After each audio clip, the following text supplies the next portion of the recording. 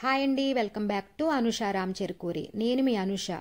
ఈరోజు మీకు మునగాకు తెలగపిండి కూర చూపిస్తానండి. ఇది ఆషాఢం స్పెషల్గా చేస్తారండి.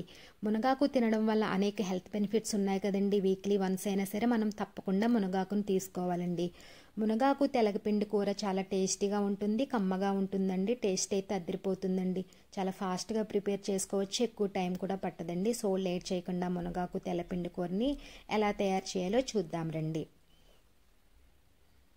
మునగాకు తెలగపిండి కూరకి తెలగపిండిని ఒక చిన్న గ్లాస్ తీసుకున్నానండి. ఈ తెలగపిండి మనకు కిరాణా షాప్స్లో గానుగ దగ్గర దొరుకుతుందండి. నేను ఇక్కడ గుప్పెడు మునగాకు తీసుకున్నానండి. మునగాకు నీట్గా వాష్ చేసి తడి లేకుండా ఆరబెట్టి తీసుకోవాలి. తరువాత స్టవ్ ఆన్ చేసి కడాయి పెట్టుకుని 2 టేబుల్ స్పూన్ల ఆయిల్ వేసుకుని హీట్ అయిన తర్వాత దంచిన వెల్లుల్లి రెబ్బలు వేసుకోవాలి. తెలగపిండి కూరకి ఎక్కువ వెల్లుల్లి రెబ్బలు వేసుకుంటే టేస్ట్ బాగుంటుందండి.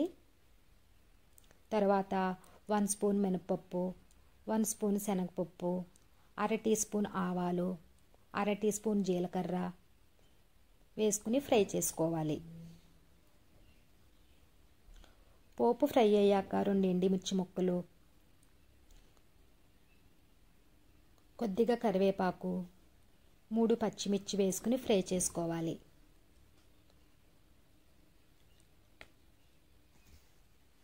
ఇలా ఫ్రై అయిన తర్వాత మునగాకు వేసుకోవాలి. మునగాకు పచ్చివాసన పోయే వరకు ఫ్రై చేసుకోవాలండి. మునగాకు ఫ్రై అవ్వడానికి టైం పట్టదండి, త్వరగానే ఫ్రై అయిపోతుంది. ఇలా వేగిన తర్వాత 1 గ్లాస్ తెలగపిండికి అదే గ్లాస్తో 2 గ్లాసులు వాటర్ యాడ్ చేసుకోవాలి. ఒకసారి కలుపుకుని 1/2 టీ స్పూన్ పసుపు, రుచికి సరిపడా ఉప్పు, 1/2 టీ స్పూన్ కారం వేసుకుని కలుపుకోవాలి. అలాగే చిన్న బెల్లం ముక్క కూడా వేసుకోవాలండి. ఇక్కడ బెల్లం వద్దు అనుకుంటే స్కిప్ చేయొచ్చు. నేను ఇక్కడ చిన్న బెల్లం ముక్క వేసుకున్నాను, టేస్ట్ బాగుంటుందని. వాటర్ బాగా మరగాలండి. ఇలా మరిగిన తర్వాత ఫ్లేమ్ని లోలో పెట్టుకుని తెలగపిండి వేసుకోవాలి. తెలగపిండి వెంటనే దగ్గర పడిపోతుందండి. ఇది పొడి పొడిలాడే వరకు ఫ్రై చేసుకోవాలి.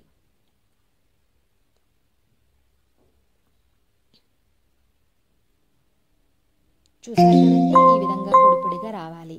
ఈ విధంగా వస్తే ఫ్రై అయినట్లేనండి. ఇప్పుడు స్టవ్ ఆఫ్ చేసుకోవాలి. చూసారు కదండి, మునగాకు తెలగపిండి రెడీ అయ్యింది. చాలా బాగుంటుంది, చాలా కమ్మగా ఉంటుంది. ఆషాఢంలో తప్పకుండా తింటారండి తెలగపిండి మునగాకు, ఆరోగ్యానికి మంచిదని. ఈ రెసిపీ మీకు నచ్చినట్లయితే లైక్ చేయండి. అలానే మీ ఫ్రెండ్స్కి, రిలేటివ్స్కి షేర్ చేయండి. అలానే కామెంట్ చేయండి. మరిన్ని రెసిపీస్ కోసం మా ఛానల్ని సబ్స్క్రైబ్ చేయండి. Thank you for watching.